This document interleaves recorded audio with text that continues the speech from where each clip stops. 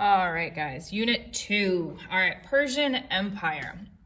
Persian Empire is actually pretty simple. When we start off, we need to look at the fact that it's over early Asian, it's on the Asian continent, and Mesopotamian civilizations. It's going to take over all of Mesopotamia and all of the Fertile Crescent. That's important because of religions, land, farming, cultures, and traditions. All right, at this time in history, this is going to be the largest empire in the world at this time that we are studying. There are two important leaders that made Persia as big as it got. The first one is Cyrus, this guy. The second one is Darius. Now, Cyrus and Darius, I'm just throwing it all up here. They're going to conquer, take over all of these civilizations. That's a lot of land. Now, Cyrus and Darius are going to be very tolerant. Remember that tolerant means that they can coexist. What Cyrus and Darius were known for is the fact that they showed respect to all of these different civilizations. We're looking at different religions, different cultures. All of it's very different, even different languages. When Cyrus and Darius would walk into an area that they just conquered or took over, they are going to basically go to the local temple and give thanks to the local gods that they were able to fight a good fight. This allows for respect. Respect is really important because if you have respect of the area, that means people aren't going to fight back. Because it's such a large area that they're gonna conquer, they need to create a bureaucracy, a government that can control all of this. Now, these are just one person. They cannot be everywhere at once. What they would do is break apart or keep the area under the local government or have the local area elect somebody to act as a member of the government in Persia. This is called a satrap. This person would then collect taxes, and that did not have to mean currency. It didn't have to be money, but it was going to be something that could be paid in tribute to the emperor. They are going to create this road. Now, this road is called the Royal Road. Now, to get anywhere, you need something to walk on, to ride on, that is somewhat controlled, somewhat flat, and is going to allow for safe travel. The Royal Road is going to start near the Persian Gulf, and it's going to stop in the main city of Babylon. And it's going to continue over to Troy so it can trade either in the Mediterranean or up in the Black Sea. There are going to be hundreds of roads around. This is just one road. And this is the Royal Road because this human that comes in on a boat or ship and stays in Troy can find fast travel to the major city of Babylon to give his or hers information to the emperor. This Royal Road also is going to increase trade. Anytime you have decent roads, controlled roads, protected roads, you're going to increase trade. You're also going to increase the combination of cultures, the combination of languages, and the transmission of diseases. Your religions and your customs, these are all separate areas that have different customs and different religions. They might all be polytheistic, but they are going to have different gods, and they're going to have different ways to honor the god. They're also going to be introduced to the religion of Zoroastrianism, which is the major religion of Persia. So some people might convert over to Zoroastrianism and leave their polytheistic beliefs behind. Moving east, the one place that Persia could not get into is India. Now, the Indian civilizations, and I say plural because it started off in one little area in the northwest. It's going to start around the Indus River Valley civilization. All civilizations start around fertile land, which is typically near a river. Eventually, it's going to spread to the other coast. So we've got the Arabian Sea over here. We're going to have the Bay of Bengal right here. So a way to travel from here to here, you could do it over land or you could go by sea. Now, it's going to start up here. They're going to keep the Persian Empire out, and then they're going to come down here. They're going to fight through 2 different mountain passes of the Hindu Kush on the left or west, and the Himalayan mountains on the right or east. This keeps them isolated. They've got water and mountains, keeping them very isolated from outside invaders. The only way that you could get into India as an outsider was if you found the Khyber Pass. Now, this is a small trail in the Hindu Kush Mountains on the northwest that was going to be found by a group from up here, if I had a map big enough. And they were going to bring with them some different traditions and change the entire social structure of India. Remember, they're very isolated, so whatever's brought in basically stays there. They're going to create their own type of writing that's called Sanskrit. This is very different than the cuneiform of the Sumerians, the alphabet of the Phoenicians, and very different than the hieroglyphics of Egypt. You've got 2 major cities along this Indus River Valley. You've got the city of Harappa, which is known for its grid-like layout. Now, this grid-like layout tells historians, because we weren't there, because we for so many years didn't realize what was going on because we didn't know how to read Sanskrit.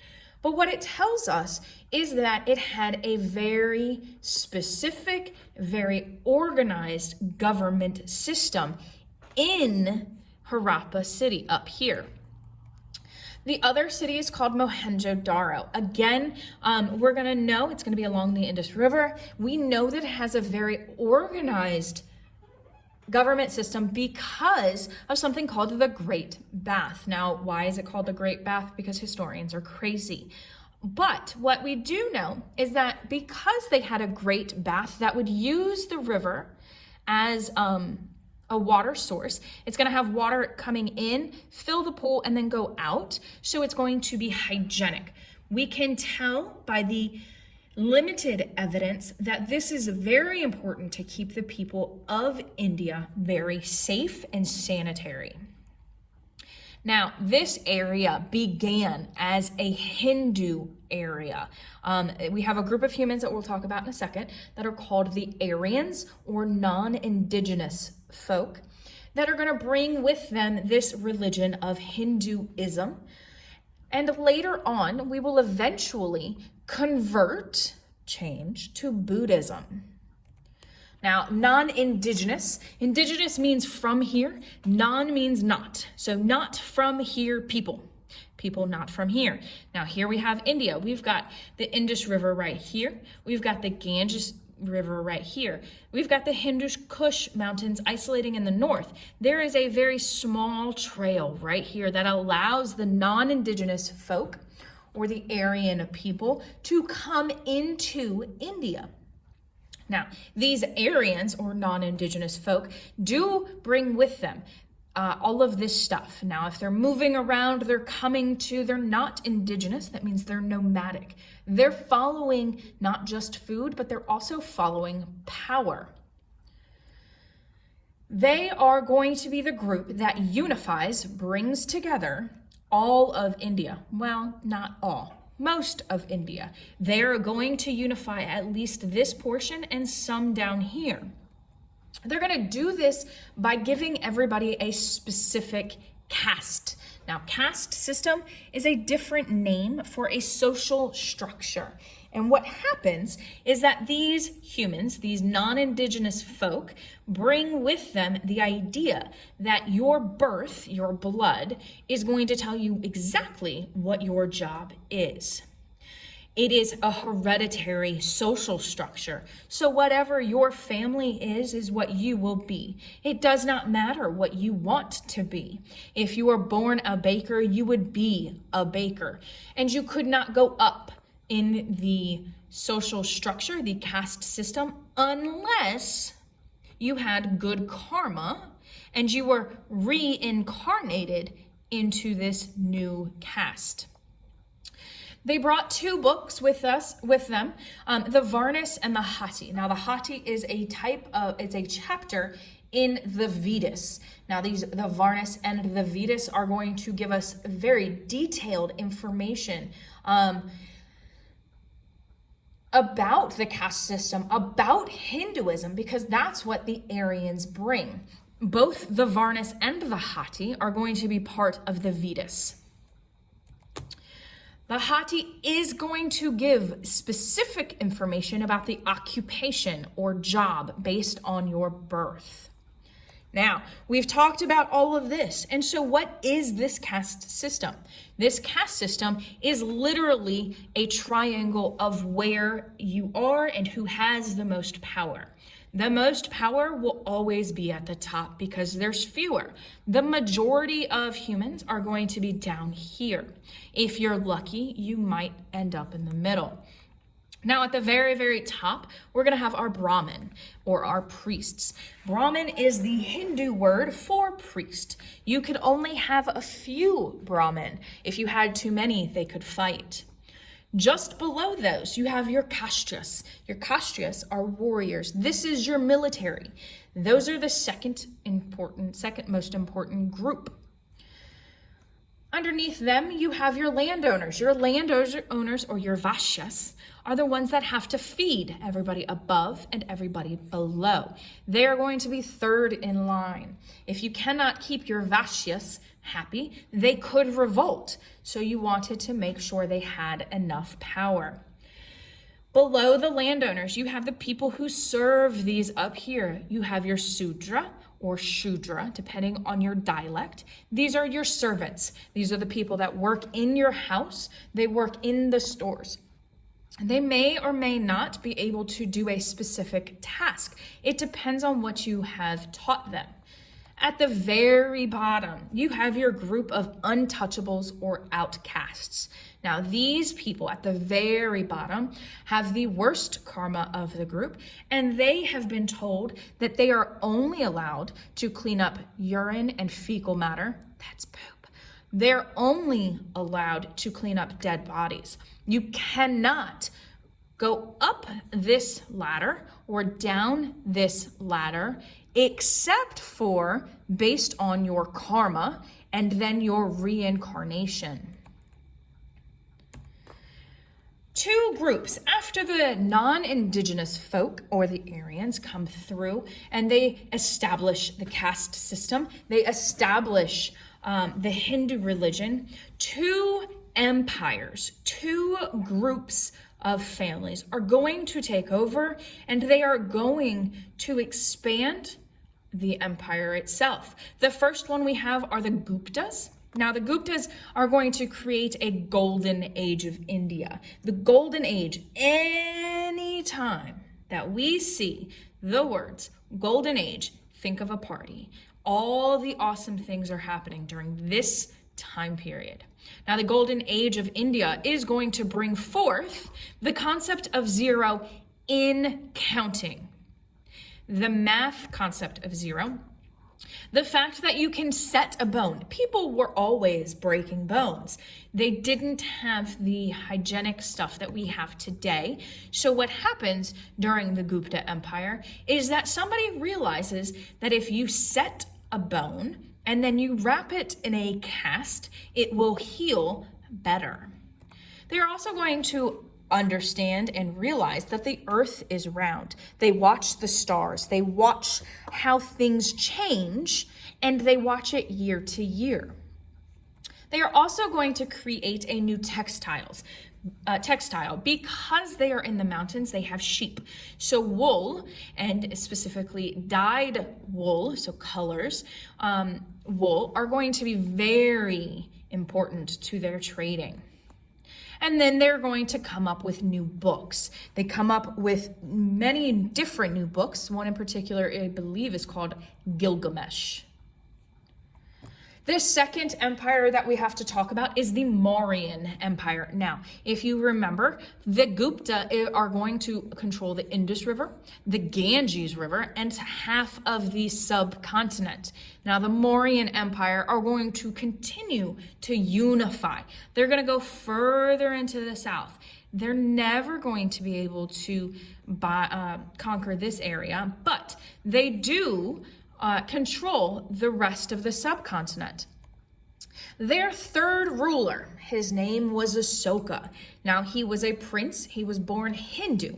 He would go out and he would realize many different things. One of them was that there was a new religion in town, and he liked the idea of this new religion. During Hinduism, you could not get out of the circular reincarnation of trying to continue to get to the top of the caste system. With Buddhism, you could eventually, through enlightenment or nirvana, escape that forever or never ending cycle of rebirth and reincarnation. So what Asoka does is he converts, and then he's going to continue to convert his people. He says, listen to this new religion that gives us hope. Hope is a very dangerous thing for many different reasons. And a lot of rulers are going to hide from hope or squash hope. Asoka did not do that. He is going to encourage it, and he is going to send missionaries, not just all over India, but outside of India and across Asia. He's also going to build free hospitals, free veterinary clinics, and he's going to improve upon the road systems that are inside of the Mauryan Empire. Now, these three things are going to help the poorer classes more than the richer classes, which is why he is able to do so much.